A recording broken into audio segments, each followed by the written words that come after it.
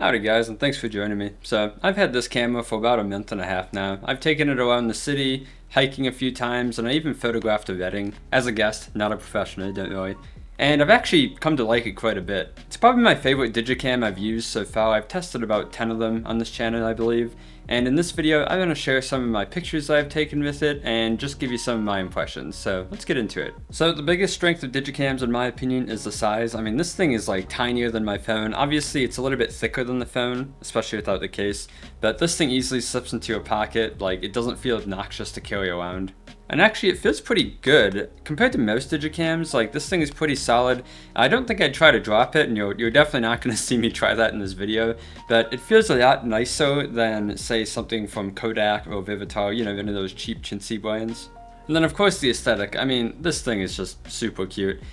I don't fare it along with, like, the TikTok hype or anything like that. I just think it's cute. And it comes in, I believe, silver, gray, white and red, I believe, but it seems like this color, or lack thereof, I suppose, is the most common that I've found. And as with most Digicams, it makes some cute sounds, so I'm going to put it up to the mic here so you can listen to it.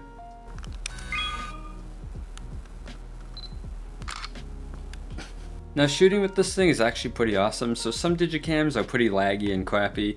This definitely isn't. It's pretty snappy. I'm not going to say it's amazing. Like, you know, my Sony a7 III obviously turns on faster, but I would say from powering it on to being able to take a picture, it's probably about the same amount of time it would take for you to open the camera shortcut on your phone.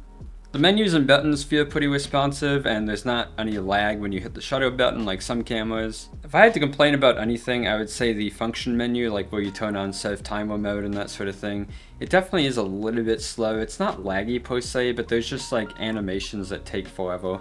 Autofocus is pretty good. I definitely had a good amount of missed shots in low light conditions, even using the flash, but during the day it was, you know, honestly pretty much perfect. Now finally, the pictures that come out of this thing actually look pretty decent. I have the Samsung S23 base, and I'd say this camera matches it, you know, pretty much neck and neck, at least during the daytime. Dynamic range is pretty decent, so when you're photographing like a sunset or something like that, it looks pretty good. Not amazing, but decent. There are two big issues though. The first is that the flaring is super bad. If you shoot directly into the sun with this thing, the image is pretty much just going to be completely destroyed. And then second, when you zoom in to 8 times optical zoom, images just tend to look kind of like squishy and lack a lot of detail. Now, what I liked most about this camera is shooting with flash. I'm in my late 20s, and flash photos with this thing just looked a lot like the photos that came from my childhood. I liked it a lot, and definitely like shooting with flash with this thing is the highlight of it for sure. So yeah, in case it isn't obvious, I like shooting with this thing quite a bit. It's cute, it's fun, it takes decent pictures. Now obviously you're not buying a Digicam for the just pure photo quality. You know, for the price you're better off buying something like the Canon T3, for example.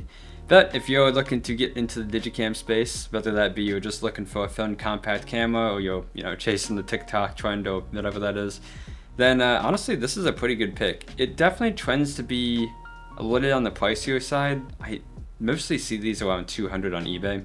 Now you can get it from Amazon too. I would highly suggest just going to eBay. You're gonna pay less. You're probably gonna get a much higher quality camera out of it. Buying used cameras on Amazon just completely sucks. So I'll drop an affiliate link in the description below. If you click through and buy through that, I do get a tiny commission at no extra cost. So thanks in advance, and that definitely helps support the channel.